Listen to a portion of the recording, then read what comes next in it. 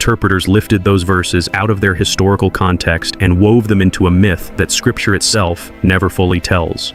So where did the grand story come from? The answer is uncomfortable.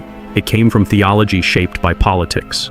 As the Roman Empire baptized itself into Christianity, it needed a way to explain evil rebellion and resistance in terms that reinforced its own authority. And so the myth of a once glorious angel who dared to rebel became a convenient tool. Rome could now point and say, rebellion is satanic. To resist authority is to imitate Lucifer. To question empire is to fall like the devil. In this way, the story of the fall became more than theology, it became propaganda. It justified obedience to rulers. It sanctified submission to empire. It kept the faithful afraid of stepping out of line. The devil was not only a spiritual enemy, he was the image of every rebel against the throne. And in a world where Rome crowned its emperors as Christ's representatives, the legend of Lucifer's rebellion served as a warning: do not resist, or you too will be cast down. But Ethiopia tells a different story. Their manuscripts whisper that Lucifer was never cast away in a single dramatic moment. Instead, he was permitted to remain as an accuser, a tester, a shadow within God's plan. They never leaned on the clean imperial myth of the rebel angel.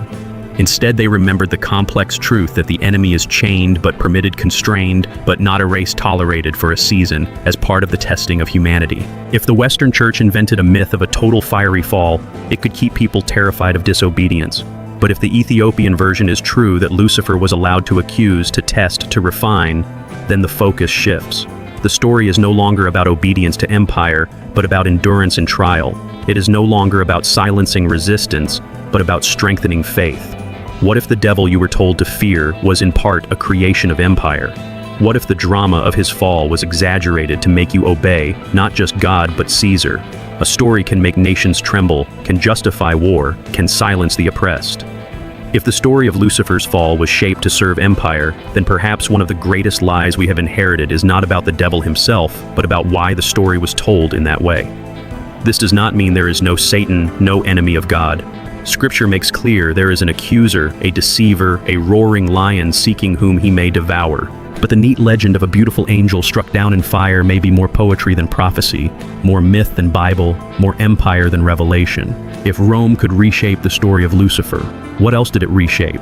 If it could transform a few verses about earthly kings into a cosmic myth, could it not also transform the very face of Christ? Could it not adjust the gospel itself to serve its throne? This is why Ethiopia's witness matters, because it reminds us that there was another version, one not shaped by empire, one not chained to politics, a version where Lucifer's role was not simply to fall,